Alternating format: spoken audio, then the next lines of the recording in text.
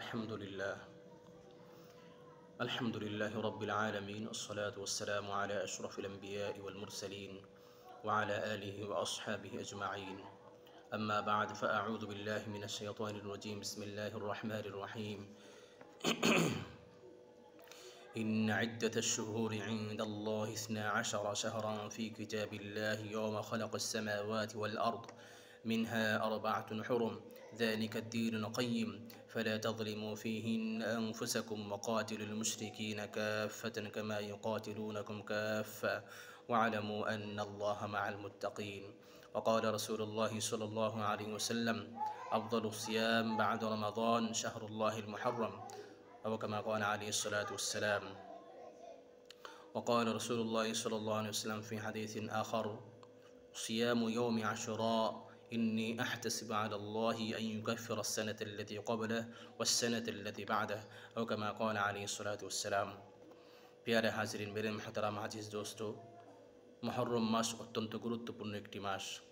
যেমনিভাবে বাংলা 12 মাসের মধ্যে বৈশাখ মাসকে যারা বাংলা মাস প্রেমিক তারা বৈশাখ মাসকে যেমনিভাবে অত্যন্ত গুরুত্ব দিয়ে থাকে, একইভাবে ইংরেজি মাসকে যারা গুরুত্ব দেয় সেই মাসগুলোর মধ্যে জানুয়ারি মাসকে যেমনিভাবে তারা গুরুত্ব দিয়ে থাকে, একইভাবে আমরা মুসলমান হিসেবে মুসলমানদের আরবি মাসগুলো যে সমস্ত মাসগুলো আছে মুহররম, সফর, রবিউল আউয়াল, রবিউল সানি, জমাদিউল উলা, জমাদিউল সানি, রজব, শাবান, রমাদান, শাওয়াল, জিলকাদা, জিলহজ্জা, এই যে 12টি মাস আছে, একজন মুসলমান হিসেবে আমরা এই 12 মাসগুলোর মধ্যে এই 12 মাসের প্রথম যেই মাসটি মুহররম মাস, এই মাসকেও আমরা সম্মান দিয়ে থাকি, মর্যাদা দিয়ে থাকি।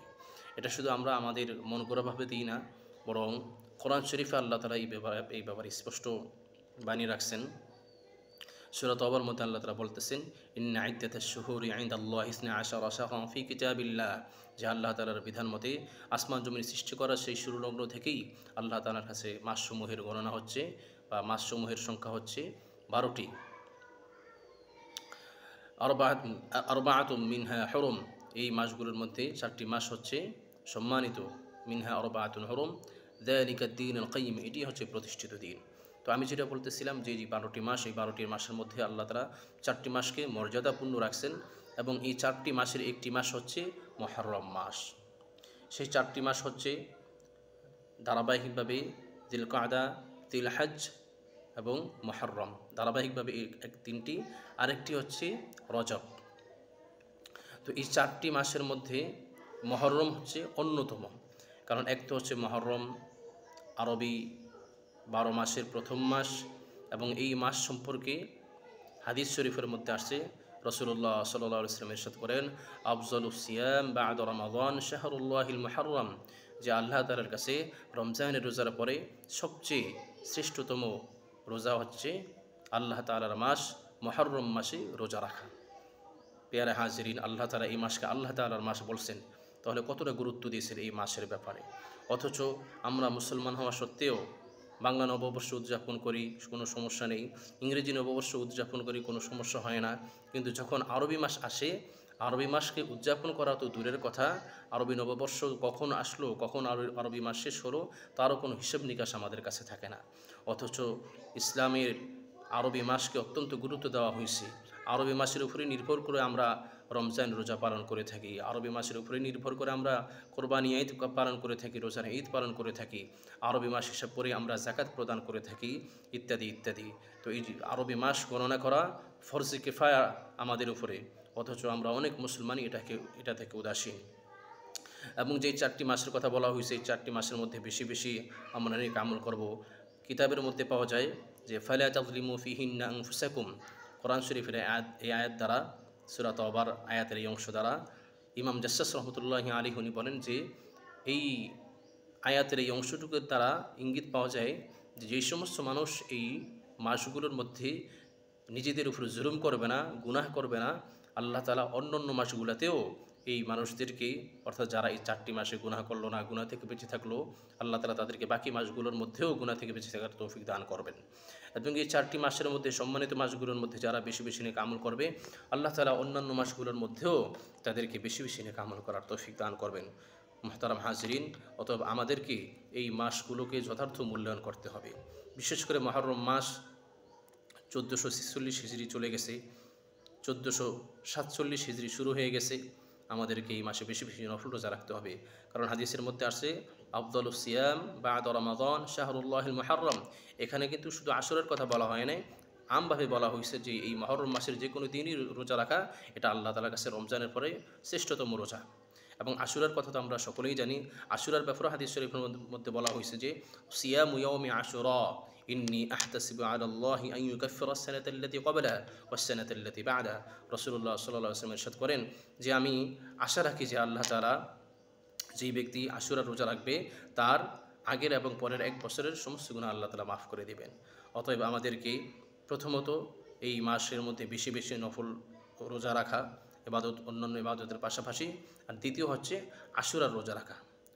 আশুরার রোজা সম্পর্কে আমরা হয়তো অনেকেই জানি যে রাসূলুল্লাহ সাল্লাল্লাহু আলাইহি ওয়াসাল্লাম যখন হিজরত করলেন, মক্কা থেকে মদিনায় হিজরত করলেন, সেখানে গিয়ে দেখলেন যে ইহুদিরা রোজা রাখতেছে। তো তাদেরকে জিজ্ঞেস করেছে তোমরা কেন রোজা রাখো? তারা বলল যে এই দিনে মূসা আলাইহিস সালামকে আল্লাহ তাআলা ফেরাউনের কবল থেকে মুক্তি দিয়েছেন, নীল দরিয়া পার করার সুযোগ করে দিয়েছেন। আমরা সেই দিবসকে স্মরণীয় করে রাখার জন্য শুকরিয়া জ্ঞাপনার্থে আমরা এই দিনে রোজা রেখে থাকি। তখন রাসূলুল্লাহ সাল্লাল্লাহু আলাইহি ওয়াসাল্লাম বলছেন নাহনু আহাক্কু বিমূসা মিনকুম, আমরা তো তোমার থেকে মূসা আলাইহিস সালামের বেশি কাছাকাছি, মূসা আলাইহিস সালামকে বেশি মানি। ফাসামা, এরপর নবী আলাইহিস সালাম রোজা রাখলেন। ওয়া আমারা বিসিয়ামি, এবং এই রোজা রাখার নির্দেশও দিলেন এবং বললেন সুমু ইয়াউমি আশুরা, তোমরা আশুরার দিনে রোজা রাখো। ওয়া খালিফু ফীহিল ইয়াহুদ, এবং এক্ষেত্রে ইহুদিদের মুখালাফাত করো, বিরোধিতা করো। এভাবে যে সুমু ক্বাবলাহু ইয়াওমান ওয়া বা'দাহু ইয়াওমান, অর্থাৎ আশুরার দিনের আগে একটা রোজা রাখবা এবং আশুরার দিনের পরে একটা রোজা রাখবা। অর্থাৎ আশুরা হচ্ছে 10তম দিন, মুহররমের 10 তারিখে রোজা রাখা, সেই 10 তারিখের আগে একটা রোজা মিলে রাখবো, অর্থাৎ 9 তারিখে একটা রোজা রাখবো, অথবা 9 তারিখে রাখতে না পারলে 10 তারিখের সাথে 11 তারিখে একটা রোজা রাখবো। এমনিতে যদি কেউ আগে পরে যদি কোনো রোজা কোনো কারণবশত রাখতে নাও পারে তাও সমস্যা নেই, রোজা হয়ে যাবে। আশুরার দিনে একটা রোজা রাখলেও হয়ে যাবে, তবে এটা মাকরু হবে যেহেতু ইহুদিদের সাথে মিলে যাচ্ছে। আল্লাহ তাআলা আমাদেরকে এই আশুরার রোজাকেও রাখার তৌফিক দান করুন। যেহেতু এখন মুহররম মাস চলতেছে, এই জন্য আমরা মুহররমের আমলগুলোই বেশি গুরুত্ব দিই। 1 নম্বর গেছে ব্যাপকভাবে বেশি বেশি নফল রোজা রাখা, 2 নম্বর হচ্ছে আশুরার রোজা রাখা, 3 নম্বর হচ্ছে আশুরার দিনে নিজের পরিবার পরিজনকে নিয়ে একটু ভালো খাবারের ব্যবস্থা করা।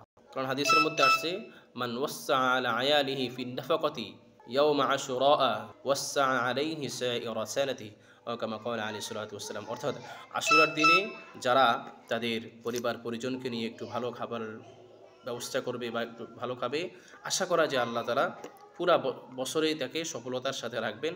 অর্থাৎ তার খাওয়া দাওয়া, তার ইন্তজাম আল্লাহ তাআলা সহজ করে দিবেন, ভালো খাবারের ব্যবস্থা করে দিবেন। এটাও হাদিসের মধ্যে পাওয়া যায়, আমরা এটাও আমলে রাখতে পারি। আল্লাহ তাআলা আমাদেরকে পুরা যেই সম্মানিত মাস আছে এই সম্মানিত মাসকে যথার্থ কদর করার তৌফিক দান করুন। সেই সাথে আমাদের এটাও জানা থাকা জরুরি যে মুহররম মাস আসলে শিয়া সম্প্রদায় যারা আছে তারা এমনভাবে বিভিন্ন কার্যকলাপ করে মনে হয় যেন মুহররম মাস তাদেরই মাস। অথচ মুহররম মাস তো শুধু কারবালার ঘটনার সাথে কোনো সম্পৃক্ততা নয়, মুহররম মাস তো আগে থেকেই চলে আসছে। কারবালার ঘটনা হয়েছে আমাদের নবী আলাইহিস সালামেরও অনেক পরে। আর এই আশুরা রোজা রাখার কথা নবী আলাইহিস সালামের জীবদ্দশায় নবী আলাইহিস সালাম বলে গেছেন। অতএব শুধু শিয়াদের যে সমস্ত রুসুম রেওয়াজ আছে এগুলোর মধ্যেও আমাদেরকে বাধ্য থাকতে হবে না, এগুলোর মধ্যে আমাদেরকে আটকিয়ে থাকতে হবে না। অর্থাৎ তারা যে সমস্ত কাজ করে আমরা শুধু সেগুলোই করব, আর অন্য যত ভালো কাজ আছে সেগুলো করব, এটা সুন্দর দেখা যায় না এবং এটা যৌক্তিকও না, যেহেতু কারবালার ঘটনা হয়েছে অনেক পরে। আর এই মুহররম তো আগে থেকেই সম্মানিত। বিশেষ করে আশুরার দিন আসলে তারা যে মাতম করে, তারা নিজের শরীরে আঘাত করে, এটা হাদিসের মধ্যে স্পষ্ট নিষেধ আসছে। স্পষ্ট হাদিসের মধ্যে আসছে লাইসা মিন্না মান দরাবাল খুদুদা ওয়া শাক্কাল জুয়ুবা ওয়া দাআ বিদাওয়াল জাহিলিয়া, অর্থাৎ যারা তাদের গালে আঘাত করলো অথবা জামার এভাবে জামার যেই জামা আছে, পোশাক আছে, এটাকে ছিঁড়ে ফেললো, ওয়া দাওয়াল ইয়াহুদা বা দাওয়াল জাহিলিয়া, এবং জাহিলি যুগে যেরকম মানুষ মাতম করতো, যেভাবে মানুষ বিলাপ করতো, এভাবে বিলাপ যে ব্যক্তি করলো লাইসা মিন্না, নবী আলাইহিস সালাম বলেন সে আমার উম্মতের মধ্যেই গণ্য হবে না। অতএব শিয়াদের এই কার্যকলাপ থেকেও আমাদেরকে বেঁচে থাকতে হবে। আল্লাহ তাআলা আমাদেরকে যথার্থভাবে এই সম্মানিত মাসগুলোকে আমলে অতিবাহিত করার তৌফিক দান করুন। ওয়া আখিরু দাওয়ানা আলহামদুলিল্লাহি রাব্বিল আলামিন। আসসালামু আলাইকুম ওয়া রাহমাতুল্লাহি ওয়া বারাকাতুহু।